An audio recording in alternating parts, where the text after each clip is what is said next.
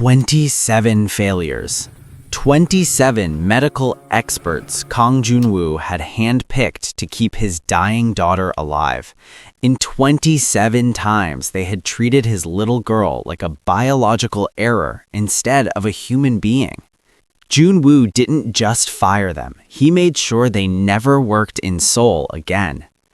As the undisputed king of the underworld, Jun-woo trusted no one. He watched every breath through 40 hidden cameras, waiting for the new nurse, Imani, to slip up.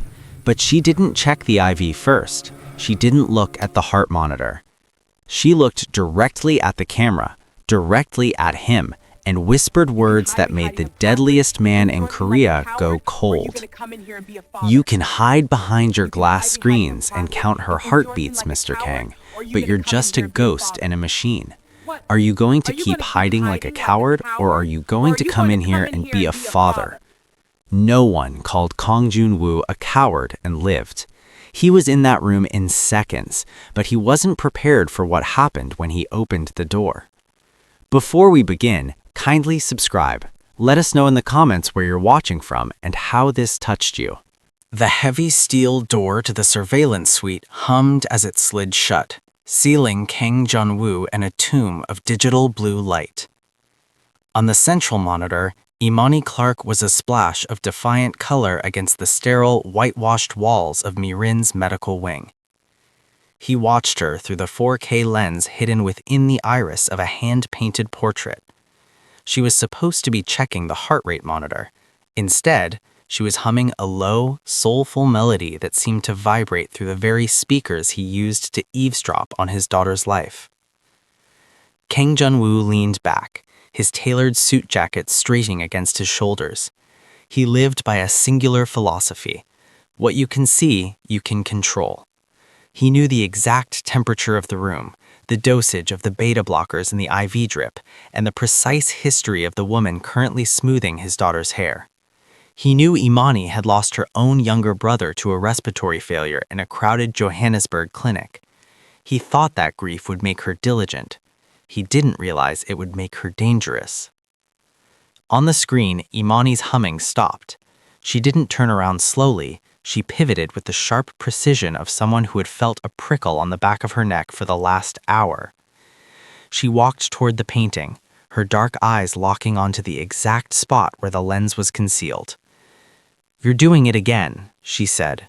Her voice was a calm, melodic contrast to the coldness of the room. "You're staring at the numbers on the screen because the girl in the bed is too real for you to touch." In the security hub, Jun-woo's pulse quickened, a physical betrayal he despised. He watched her lean closer, her face filling the monitor until he could see the amber flecks in her irises. "You think these cameras protect her," Imani whispered, her breath almost fogging the hidden lens. "They don't. They just turn you into a ghost, Mr. Kang. You're haunting your own house, watching your daughter fade away because you're too afraid to let her see you bleed. You aren't a protector. You're just a spectator in your own tragedy." She didn't wait for a response she knew he couldn't give without breaking his cover. She turned her back on the camera and returned to Mi-rin, picking up a book as if she hadn't just insulted the most feared man in the city. Kang Jun-woo stood up so abruptly his chair skidded across the floor. His hands were clenched into white-knuckled fists. For years, he had ruled through the power of being the unseen eye, the invisible hand that decided who lived and who vanished. But as he looked at the screen, he felt a sudden, suffocating realization. He was trapped on the wrong side of the glass. He wasn't the master of this fortress. It was its most isolated prisoner. He reached for the door handle, the cold metal biting into his palm. He was going to fire her. He was going to show her exactly what happened to people who mistook his silence for weakness. But as his hand turned the lock, he saw Mi-rin's fingers twitch on the screen, a small, involuntary reach towards the sound of Imani's voice. He paused, his heart hammering a rhythm he couldn't control. For the first time in 3 years, the ghost wanted to be seen. The silence of the medical wing was usually broken only by the rhythmic, mechanical hiss of the ventilator and the sterile beep of the cardiac monitor. To Kang Jun-woo, These were the sounds of safety, predictable, measurable, and cold. But the next morning, as he sat before his wall of screens, a new frequency began to bleed through the audio feed. Imani hadn't brought in more medical equipment. Instead, she carried a small, weathered mahogany box and a thumb-sized speaker. She didn't ask for permission. She simply sat on the edge of Mirin's bed, ignoring the tangle of wires, and began to tap a slow, steady beat against the wooden box. Thump tap, thump tap. It was a heartbeat, but one with a soul. "In my home," Imani said, her voice low enough that Junwoo had to lean into his speakers to hear, "medicine heals the body, but rhythm reminds the heart why it needs to beat." She pressed a button on the speaker, and a soft, polyrhythmic South African melody began to fill the room. It was light, percussive, and entirely alien to the silent fortress Junwoo had built. He watched, mesmerized and suspicious, his finger hovering over the intercom to shut it down. But then he saw Mirin's hand.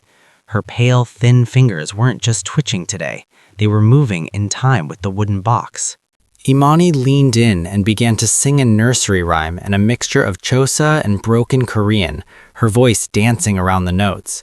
She made a funny face, mimicking the sound of a startled bird in the song. And that was when the impossible happened.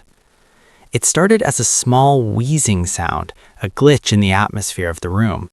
Junwoo froze, his heart leaping into his throat, fearing a seizure or a respiratory fit. He gripped the edge of the desk, ready to call the emergency team, but the sound grew. It wasn't a gasp, it was a giggle. Mirin's chest rose and fell, and a genuine melodic laugh broke through her lips, a sound Junwoo hadn't heard in nearly 3 years. It was a fragile, beautiful noise that seemed to shatter the high-definition glass of his monitors. In the surveillance room, the ice boss of Seoul felt a sudden violent ache in his chest. He watched through the screen as Imani caught the laugh and mirrored it, her warmth acting as a conductor for his daughter's joy. For a moment, the machines on the wall registered a spike in Mirin's vitals, but for once, the numbers didn't signal danger. They signaled life. Junwoo sank back into his chair, his eyes fixed on the image of his daughter's smiling face. He had spent millions on the best doctors in the world to find a cure, yet this woman had found a doorway into Mirin's spirit, using nothing but a wooden box and a song. He realized then that he wasn't just watching a nurse, he was watching a miracle, and it terrified him more than any gang war ever could, because if he let this rhythm in, he could never go back to the silence. The blue light of the monitors felt colder that night as Junwoo sat alone, the echoes of Mirin's laughter still haunting the corners of the room. He was a man who traded an information. To him, mystery was a security flaw. He tapped a key and the deep web dossier on Imani Clark bloomed across his vision. He'd skimmed it before hiring her, but now he searched for the why behind the rhythm. He bypassed the surface-level certifications and the glowing references from her time in Johannesburg. He dug deeper into the police reports and hospital archives that had been buried under years of international travel. There, in a grainy, digitized file from a decade ago, he found it. Imani hadn't just been a nurse, she had been a sister. Her younger brother, Kofi, had been born with a lung condition remarkably similar to Mirin's. Junwoo watched a flickering home video attached to the file, a younger Imani, her hair shorter, her eyes brighter, sitting in a crowded, underfunded clinic. She was topping on a plastic water jug, creating a beat for a small boy who was struggling to breathe. She was giving him a rhythm to hold on to when his own body was failing him. The report that followed was clinical and heartless. A power surge had knocked out the clinic's antiquated ventilators. The backup generators had failed. In the chaos of a darkened ward, Imani stayed by her brother's side, performing manual resuscitation for 4 hours until her hands went numb and her spirit broke. He died in her arms, not because of his illness, but because the system meant to protect him had simply stopped looking. Junwoo leaned in, his gaze fixed on a photo of Imani at the funeral. She wasn't crying. She looked at the camera with a gaze of hardened iron, the look of someone who had declared war on death itself. He finally understood. Imani wasn't in his house for the generous salary or the prestige of working for a tycoon. She was there because Mi-rin was her second chance. She saw the surveillance cameras and the guards not as security, but as the same cold mechanical barriers that had failed her brother. She didn't fear Junwoo because she had already faced the worst monster the world had to offer and survived. A strange, uncomfortable sensation tightened Junwoo's throat. For years, he had viewed his daughter's illness as a tactical problem to be solved with money and muscle. He realized now that while he had been building a fortress to keep the world out, Imani had been building a bridge to keep Mi-rin in. He looked at the live feed of the darkened bedroom, where Imani sat in a chair by the window, her silhouette watchful and steady. She wasn't just a nurse. She was a sentry standing at the gate he left unguarded. For the first time, the boss of Seoul felt humbled by a ghost he hadn't known he was chasing. The scent of ginger and garlic drifted through the vents of the surveillance suite, a domestic intrusion that felt more disruptive than an alarm. On the screen, the sterile medical table had been covered with a vibrant kanga cloth Imani had brought from home. She was setting 3 places, not 2. She didn't look at the camera this time. She didn't have to. The invitation was written in the way she pulled out the heavy oak chair at the head of the table. Junwoo stood before the mirror, adjusting his silk tie with trembling hands. For years, he had been a man of shadows, a ghost who governed through digital whispers and violent silences. To step into that room was to shed his armor. He took a breath, pushed open the double doors, and stepped into the light. The transition was jarring. The hum of the servers was replaced by the soft, rhythmic click of chopsticks and the bubbling of a small pot of dakjuk. Mi-rin looked up, her eyes widening. A soft, hesitant "appa" escaped her lips, a sound that hit Junwoo harder than any physical blow. "Sit," Imani commanded, not looking up from where she was ladling porridge. It wasn't a request.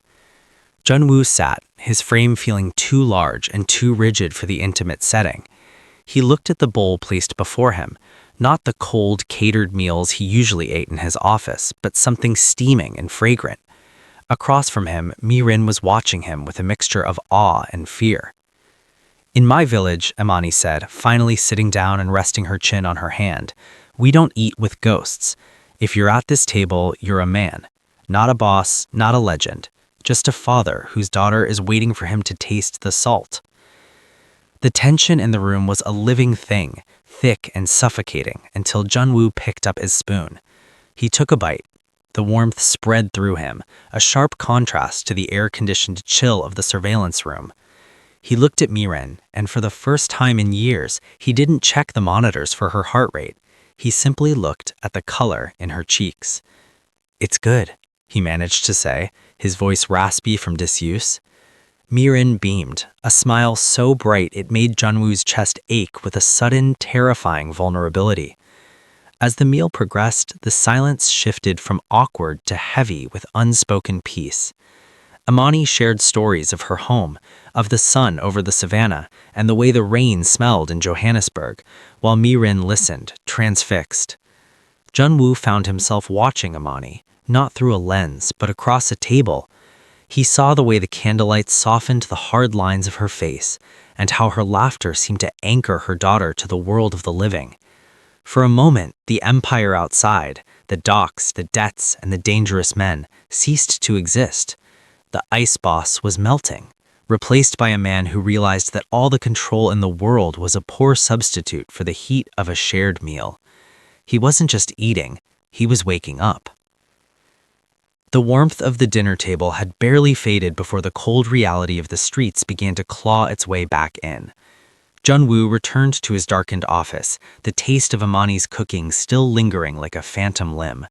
He felt lighter, but in his world, lightness was synonymous with a lack of gravity, and without gravity, things drifted away. Across the city, in a dimly lit basement fueled by cigarette smoke and the hum of illegal servers, a man named Minho leaned into a monitor. He was a shadow skimmer for the Dragonhead Triad, a rival syndicate that had spent years trying to find a crack in Kang Janwoo's obsidian exterior. They had tried bribery, car bombs, and even high-level political pressure, but Junwoo had been a ghost, untouchable because he had nothing to lose but a territory he defended with psychopathic precision. "Look at this," Minho whispered, beckoning his superior, a scarred man known only as the broker. On the screen was a green of intercepted data. It wasn't a bank transfer or a shipping manifest. It was a single high-resolution image captured by a long-range thermal lens a mile away from Junwoo's penthouse. It showed the heat signatures of 3 people sitting around a table. One was small and frail, the daughter, a known variable. One was the silhouette of the Iron Boss himself, but it was the third signature that made the broker's eyes narrow. The third figure was leaning toward Junwoo, her hand resting briefly on the table near his. In the world of the Mafia, body language was a louder confession than any wiretap. "The nurse," the broker muttered, a slow, predatory smile spreading across his face.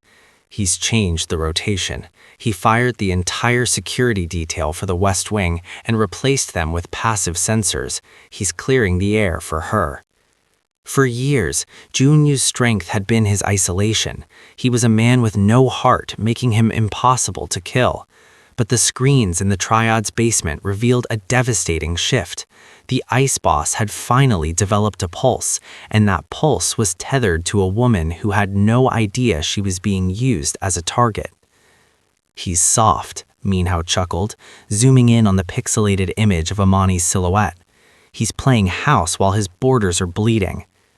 The broker shook his head, his eyes gleaming with the thrill of the hunt. "He isn't soft, he's vulnerable. There's a difference.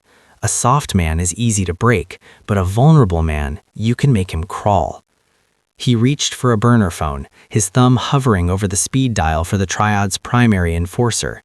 The leak in the armor was small, a pinprick of light in a suit of black steel, but it was enough. The surveillance that Junwoo had used to protect his daughter had finally been turned against him. The predator was now the prey, and the bait was the only person who had managed to make him feel human. The following afternoon, a delivery arrived at the reinforced gates of the penthouse. A rare, exotic orchid housed in a glass terrarium, ostensibly a get-well gesture from a business associate in Macau.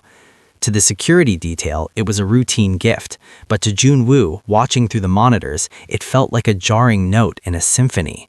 He had spent years teaching his daughter that the world was a collection of threats disguised as kindness.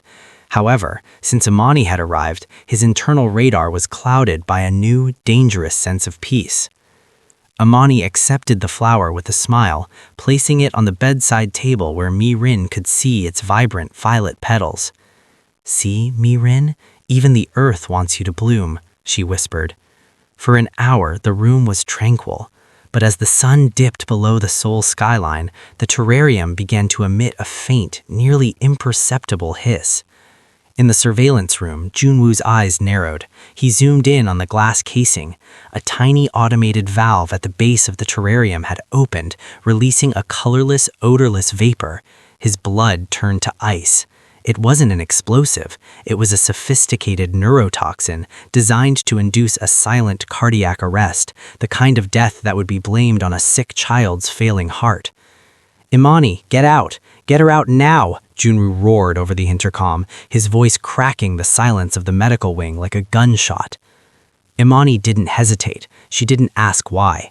She saw the panic in the man she had called a ghost and reacted with the instinct of a woman who had already seen the world try to steal a child's breath. She scooped Mi-rin's frail body into her arms, ripping the IV line from the pole, and sprinted toward the balcony, kicking the glass doors open to reach the fresh air. Junwoo burst into the room seconds later, a gas mask gripped in one hand and a suppressed pistol in the other. He smashed the terrarium with the butt of his weapon, his eyes wild as he scanned the room for further threats. He looked out at the balcony, where Amani was huddled on the floor, shielding Mi-rin with her own body, her eyes wide with terror and a dawning, furious realization. The Dragonhead Triad hadn't expected to kill them. Not yet. They were testing him. They wanted to see if the Iron Boss would abandon his post to save a nurse and a dying girl. As Junwoo stood in the wreckage of the gift, his phone vibrated with an anonymous text. "A beautiful family portrait.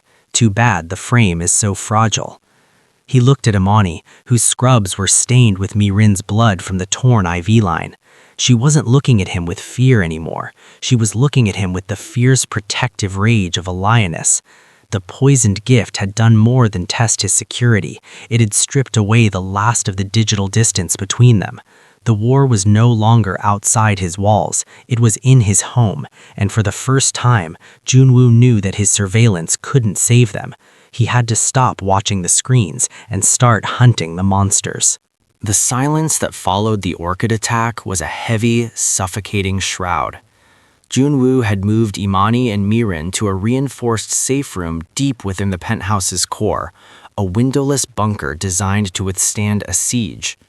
He sat in his surveillance hub, his eyes darting across 100 feeds, waiting for the Dragonhead Triad to make their next move.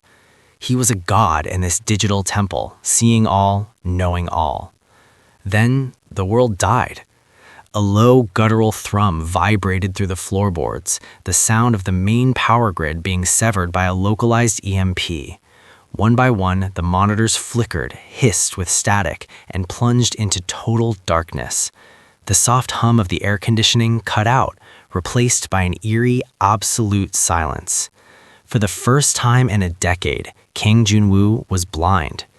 "Status," he barked into his comms, but only dead air greeted him. The backup generators, usually infallible, remained silent, sabotaged from within. Panic, a sensation he had suppressed since childhood, clawed at his throat. In the darkness, he wasn't a boss. He was just a man lost in a labyrinth of his own making. He reached into his desk drawer, pulling out a tactical flashlight and his custom Glock 17. The beam of light sliced through the darkness, illuminating dust motes dancing in the stagnant air. He stepped into the hallway, and the house he had built as a sanctuary suddenly felt like a tomb. Every shadow was a potential assassin. Every creak of the building's settling frame was a footstep. He moved with the predatory grace of a man who had spent his life in the dark, but his heart was hammering against his ribs for a reason that had nothing to do with self-preservation. Imani. Mirin. As he reached the grand staircase, the sharp crack of a suppressed firearm echoed from the floor below. His security detail was being systematically dismantled. The Triad wasn't just coming for his territory, they were coming to prune his weakness at the root. Junwoo didn't use the stairs. He dropped through a service hatch, sliding down a maintenance ladder to bypass the killers in the foyer. He navigated by memory, his fingers trailing along the cold marble walls. He reached the heavy titanium door of the safe room, his breath coming in ragged hitches. "Imani, it's me," he hissed, his voice strained. The door creaked open just an inch. He saw the glint of a kitchen knife before he saw Imani's face. She was standing in the pitch black, her body positioned directly in front of the bed where Mirin lay huddled under a pile of blankets. She didn't have a gun or a gas mask, but in the beam of his flashlight, her eyes burned with a ferocity that eclipsed any weapon. "The cameras are dead, Junwoo," she whispered, her voice steady despite the chaos outside. "You can't watch us anymore. You're going to have to stay and fight." He stepped inside and locked the door behind him, the heavy bolts slamming into place. He turned off his flashlight to save the battery, plunging them into a shared, intimate darkness. For years, he had watched them through a screen, safe behind a wall of glass. Now, with the monitors dark and the world on fire, he was finally where he belonged. He wasn't the eye in the sky anymore. He was the shield in the room. The safe room door didn't just hold back the dark, it held back a version of Junwoo that was rapidly dying. As the muffled sounds of combat in the hallway subsided into an expectant, heavy silence, Junwoo's phone chirped, a single low-frequency signal that had bypassed the blackout. It was a video call. He moved to the corner of the room, shielding the light from Mirin. On the screen was the face of Elder Park, the patriarch of the Dragonhead Triad. He was sitting in a tea house Junwoo recognized, a neutral ground that had suddenly become a gallows. "You've become expensive, Junwoo," Park said, his voice crackling with age and malice. "All this effort for a nurse and a child who will likely not see the spring. My men are at your door. They can finish the blackout, or we can negotiate the price of your soul. Junwoo looked back at Imani. She was holding Mirin's hand, her lips moving in a silent prayer, her eyes fixed on the door he was guarding. She didn't have his guns or his millions, but she had more courage in her steady breathing than he had found in a lifetime of violence. If he fought his way out, the crossfire would be a coin toss for Mirin's life. "I'm done playing, Park," Junwoo said, his voice dropping to a terrifyingly calm whisper. "You want the Incheon ports. You want the shipping lanes I've held for 15 years. You want the keys to the kingdom." There was a pause on the other end. The Incheon ports were the crown jewels of Seoul's underworld, the source of 70% of Junwoo's revenue. To give them up wasn't just a loss, it was a total abdication of the throne. "In exchange for what?" Park asked, his eyes narrowing. "In exchange for a ghost," Junwoo replied. "You take the ports, you take the business. In return, the name Kang Junwoo ceases to exist. My family is removed from your ledgers. No scouts, no spies, no gifts. You get the empire, and I get to be a man who doesn't have to watch his daughter through a camera." The silence on the line stretched for an eternity. Park was looking for a trap, but Junwoo's face was an open book of exhaustion and resolve. The trade was lopsided, a king giving up his crown for a handful of dirt, but to Junwoo, the dirt was holy. "The contracts are already drafted. I'm hitting send now. If your men aren't out of my hallway in 60 seconds, I delete the files and burn the ports to the ground with everyone in them. Choose." He watched the timer on his phone. 40 seconds. 30. Outside the door, the sound of heavy boots began to retreat. The electronic lock on the safe room hummed as the remote override was lifted. Junwoo dropped the phone. It clattered on the floor, the screen cracking. He had just bankrupted himself, dismantled his legacy, and turned his back on a life of absolute power. He stood up and turned to Imani. For the first time, he didn't look like a boss. He looked like a man who had finally put down a weight he had been carrying for 1,000 years. "It's over," Junwoo said. "The cameras are gone, and so am I." The transition was not a sudden explosion, but a quiet, methodical dismantling. Over the following months, the fortress that had once defined Kang Junwoo began to breathe again. The high-tech server racks were hauled away by workers who didn't carry sidearms, and the heavy titanium shutters were replaced by wide, clear panes of glass that invited the morning light to pour across the marble floors. He had spent his life building walls to keep the world out, only to find that the most beautiful things grew when those walls finally crumbled. In the center of the living room, a space once occupied by tactical monitors and surveillance feeds, now stood a baby grand piano. Mirin sat on the bench, her cheeks flush with a healthy, vibrant pink that no medication could have ever bought. Her laughter, once a rare miracle heard through a speaker, was now the constant soundtrack of the house. She wasn't a tactical objective anymore. She was a child, messy and alive, learning to play the rhythms Imani had taught her. Junwoo stood by the balcony, watching the city of Seoul wake up. He was no longer its king, and the anonymity was the greatest luxury he had ever owned. He was a man with a modest portfolio of legitimate businesses and a debt to the underworld that had been paid in full with his silence and his absence. The ice boss had vanished into the mist of the Han River, leaving behind a man who was learning the simple, terrifying art of being present. He heard the soft scuff of footsteps behind him. He didn't reach for a weapon. He didn't check a screen. He simply turned and looked. Imani was standing there, silhouetted by the rising sun. For the first time, there was no lens between them, no digital distortion, no flickering blue light. He saw the subtle warmth of her smile and the way the golden hour light caught the strength in her shoulders. She had stayed through the transition, through the threats, and through the long, quiet nights of Mirin's recovery. The last of the cameras were removed this morning, Junwoo said, his voice steady and warm. There isn't a single inch of this house that I can see from a distance anymore. Imani walked toward him, stopping just inches away. She looked at him not as a ghost, not as a target, but as a man. And how does the world look without a filter, Mr. Kang? Junwoo reached out, hesitating for a fraction of a second before his hand found hers. Her skin was warm, a tactile reality that made the years of digital observation feel like a fever dream. He looked into her eyes, seeing his own reflection not on a monitor, but in the gaze of someone who truly knew him. "It looks like a beginning," he whispered. As the sun climbed higher, painting the room in shades of amber and gold, the former boss of Seoul finally understood that real power wasn't found in watching the world, but in having the courage to be seen by it. He wasn't a ghost anymore. He was home.